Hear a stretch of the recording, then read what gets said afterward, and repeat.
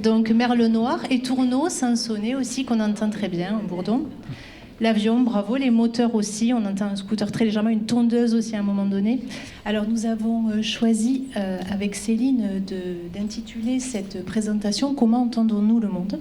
Donc je vais laisser Céline prendre la parole pour vous parler de cet environnement acoustique et tout simplement du son.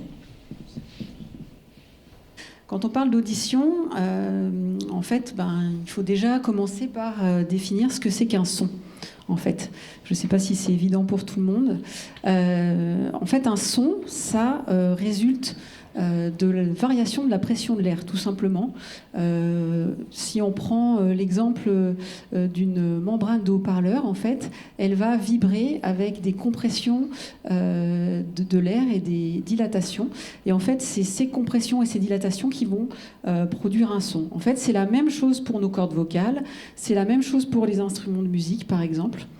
Et donc, c'est comme ça que se produit un son. Donc, c'est vraiment une onde mécanique, tout simplement. Donc s'il y a donc c'est un son de trompette qui arrive, donc comme je vous l'ai dit, instrument, onde sonore, vibration. Les vibrations arrivent au sein du conduit auditif.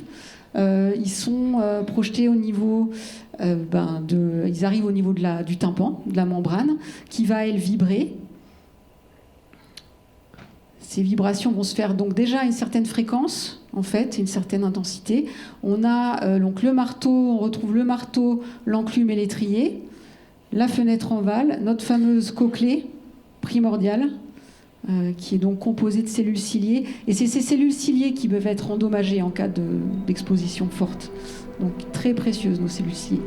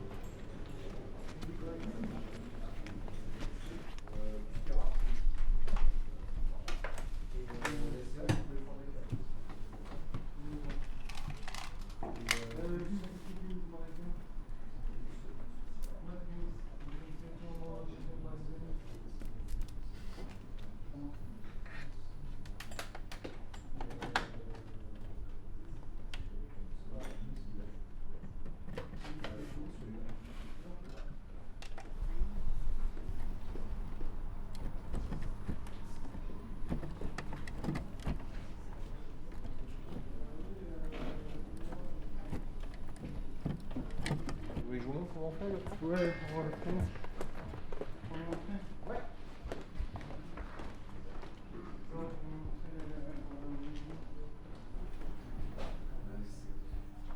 Oui. Alors ça par exemple, c'est pas sur place, c'est sur le piano de la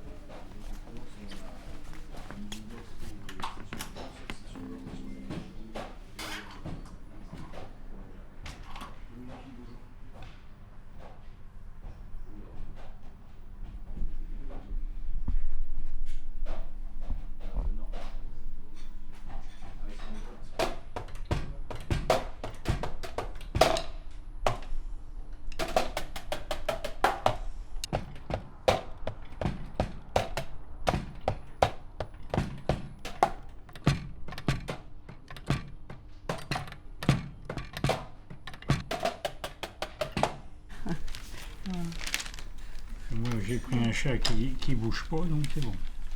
Moi, je vais faire un poisson. Oui. Là, parfois, avec la pointe des ciseaux, c'est... Ah oui. On fait de la gravure sur les briques de lait. Oui, j'ai vu ça. Voilà. Mais bon, fait. c'est pour Vas-y, pouvoir si tu veux. expérimenter. Hein, Oui, il faut se tailler jusqu'au... Normalement, il faut aller jusqu'au carton. Bah, regarde, je t'ai gratté jusqu'au carton. Ouais, c'est bon. Le but, c'est de graver profondément la brique pour que la peinture rentre ou rentre pas suivant ce qu'on fait. D'accord, disons ça se fait en relief quoi, ça fait un petit peu de relief. Oui, c'est pas trop ce qu'on voulait, mais enfin bon, c'est comme ça. Et on trouve que finalement le résultat est pas mal. Voilà. Est-ce que je peux savoir si c'est suffisant? À mon avis, c'est pas assez creusé. Non, voilà. Même là, c'est pas assez. Encore. Non, quand vous passez votre doigt, en fait, vous sentez pas. Là, tout ça, Là, ouais. l'écaille, on sent rien. Ah, d'accord. Regardez quand vous passez votre doigt. Ah oui, oui, effectivement, oui. Ouais, la dernière fois, tu avais pris du carton trop dur, tu n'arrivais pas à couper. Voilà. Et en plus, ça donne une bonne idée, ça, pour faire des cartes. C'est ouf, hein. D'accord. Un atelier de tétragravure, Ah, de la bah voilà. gravure sur des briques de lait ou de jus de fruits, vous est proposé à 15h sur le pôle A, à la fabrique à dessin au 3e étage. C'est mieux. C'est pas mal. Hein. Eh ben, on voit tout là. Il est joli. Bah, bien sûr. Voilà, je suis fière. T'as vu, il est pas mal. Oui, ça veut pas. Waouh. Et là, il y a l'heure de vérité. Oh mon Dieu, mon Dieu, mon Dieu. Sauvé. On est foutu. Non, ça va. Un rouleau sans peinture. Quand même. Je vous dis pas le stress. Hein. Ça va nous Après, ils faire- vont plus venir. Mais va si, nous faire au un contraire. Bon, ben voilà, la découverte, c'est pour vous. Hein. Vas-y, découvre, mon cher. Attends, je mets celui-là là pour pas qu'on le mélange. Oh, si, c'est bien. Tu vois que ta fleur est mieux que mon chat.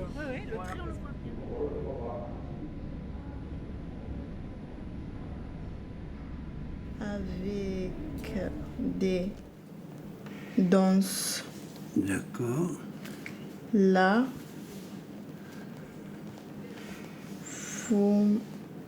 la foule Très bien. se Alors, je crois que c'est un D. ah oui. Oui, c'est se dirige Très bien. vers Oui. l'église. Très bien. Très bien. Ah, là c'est... Vous êtes La- bien placé. Oui. Cela... C'est la première lettre. Ah oui, si. Oui, c'est vrai. Cela. Ah oui. Cela. Oui, oui, c'est vrai. Cela signifie, c'est-à-dire, cela veut dire, cela montre que, d'accord? Allez, on lit B, B, d'accord? Oui. Après, on a, alors, là, elle est un peu difficile, celle-là, Oui, parce que c'est... Moi, juste. Non, Non, c'est les points 1, 2 et 6. 1, 2, 6. Alors, avec le point 6, c'est accent circonflexe. Ah oui. Le petit chapeau, là, Ah oui. au-dessus. Alors, comme c'est B, c'est la deuxième lettre, c'est la voyelle E. Oui. Alors, B, Belle. belle, le, Belle. oui, l'agneau belle. Alors, est-ce que vous voulez que je vous fasse l'agneau? L'agneau, il fait belle. Belle, oui. Belle. Et puis la page, elle est finie. Oui.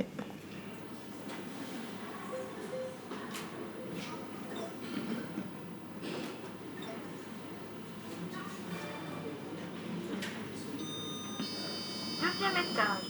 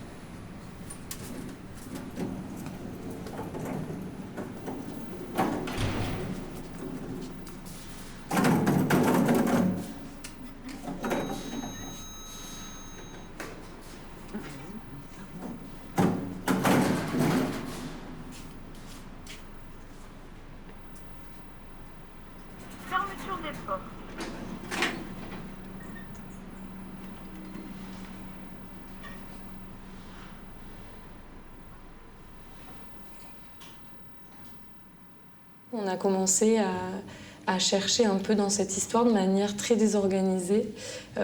Mais on s'est dit, il faut aller voir comment vivaient les artistes de cirque avant le cirque contemporain. Est-ce qu'il reste des traces? Est-ce qu'il reste des gens qui l'ont vécu avant que le cirque contemporain n'arrive et transforme quelque part le cirque totalement, y compris le cirque traditionnel d'après moi. Et du coup, sur ce chemin, dès qu'on rencontrait quelqu'un qui avait vécu ce cirque-là, donc avant les années, on va dire 70-80, même avant 90, on faisait une interview pour comprendre un peu comment était leur vie. C'était assez rare en fait d'en trouver. Et je tombe sur Suzanne parce que ma grand-mère, un jour, à un déjeuner, alors que je lui raconte cette recherche, me dit « Mais ma voisine, sa meilleure amie, elle faisait du cirque.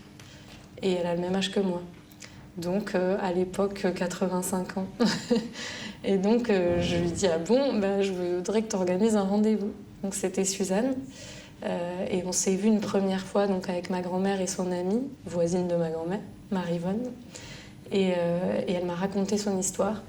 Et c'est là qu'a commencé ce projet, où je me suis dit, c'est incroyable, il faut continuer à l'interroger. Je ne savais pas du tout où ça me mènerait, et certainement pas sur scène. Mais j'ai commencé dès le départ à enregistrer, pas du tout dans l'idée que ça deviendrait un jour ce que c'est devenu, c'est-à-dire une sorte de film documentaire mêlé à un spectacle, on va dire. Donc quand on rencontre Suzanne, ce qui est fou, c'est qu'elle a tout gardé. Elle a gardé tous ses contrats, toutes ses photos, tous ses programmes. Enfin, elle a tout noté, les dates. Enfin, c'est incroyable, en fait, de tomber sur quelqu'un qui peut témoigner de ce qu'était une carrière de cirque. Je me suis dit, elle a tellement tout fait qu'il faut honorer ce travail et compléter. Il faut qu'on ait une image, il faut qu'on puisse compléter ces archives et qu'on fasse l'archive manquante, le numéro filmé. Et c'est devenu un film spectacle assez tard, en fait. À un moment, je me suis quand même dit, ça va être un film. On aurait la matière, il se passe des choses quand même folles, ça serait très chouette de faire un film documentaire. Moi, c'est un art que j'adore, que j'estime peut-être comme l'art le plus beau qui existe et le plus, je trouve, puissant politiquement, l'air de rien. Enfin, et ça me touche particulièrement. Donc je m'étais dit, peut-être, je vais faire mon film documentaire.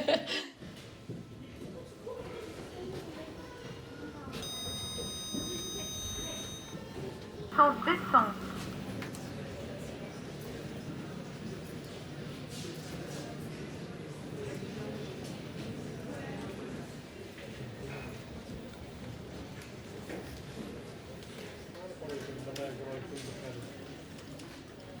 Sobie